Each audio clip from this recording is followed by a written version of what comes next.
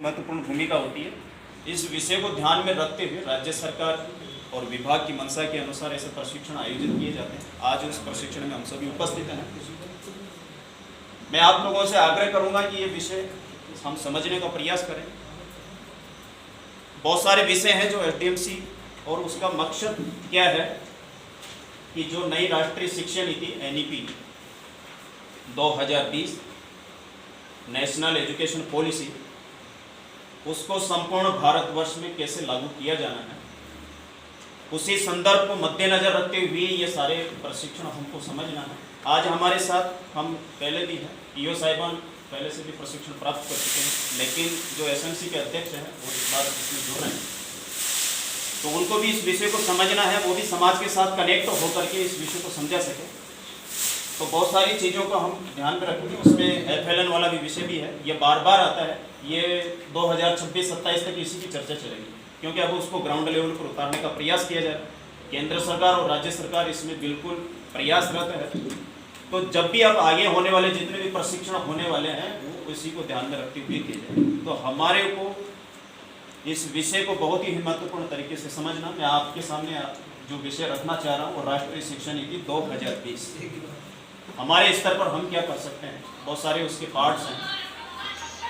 Primary level पर क्या है उसकी भूमिका, अपर प्राइमरी पे क्या है, सेकेंडरी लेवल पे क्या है, एजुकेशन का जो स्ट्रक्चर वो किस तरीके से बदल चुका है, पुराने से हट करके अब नए से हमको अप्लाई किस तरीके से करना है। तो मैं उसी विषय को आपके सामने रखूँगा।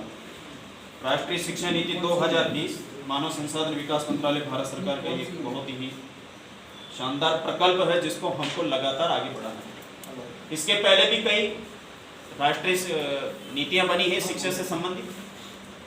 अब ये हम कह सकते हैं कि कुछ शिक्षा नीति में हो सकता है कुछ कमी हो, कुछ उसमें बेस्ट हो, दोनों चीजें होती हैं। समय के साथ उसमें बदलाव होता है, नए इनपुट जुड़ते जाते हैं और जो पुरानी चीजें उनको भी ध्यान में रखा जाता है।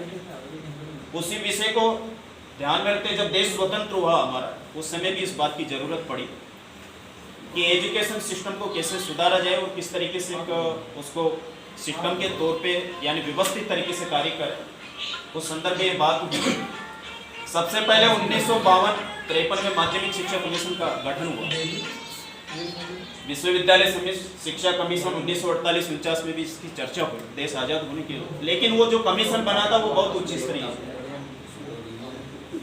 अब उच्च स्तर की एजुकेशन कैसी हो रही है उस विषय को सभी समझते हैं, लेकिन बाद में जाकर के उसमें कमी महसूस की गई कि भाई उच्च स्तरीय तो अपने आप बनेगा, लेकिन जब तक फाउंडेशन भवन की जो नींव है अगर उसको मजबूत नहीं किया जाएगा तो वो टिक नहीं सकता है।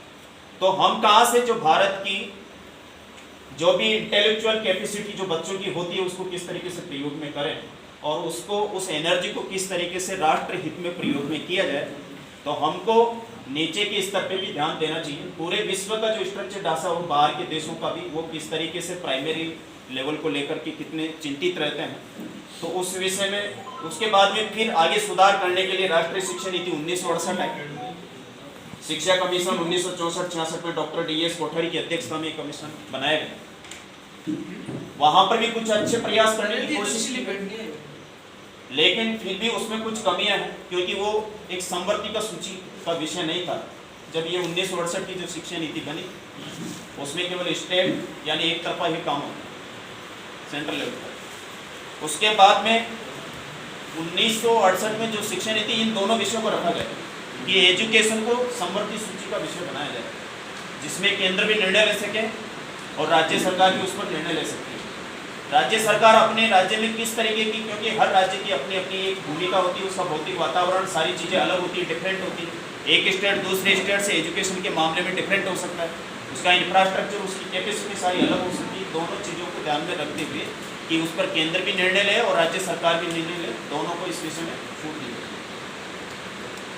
उसके बाद में 1986 की 42वें संविधान संशोधन में इस विषय को रखा गया।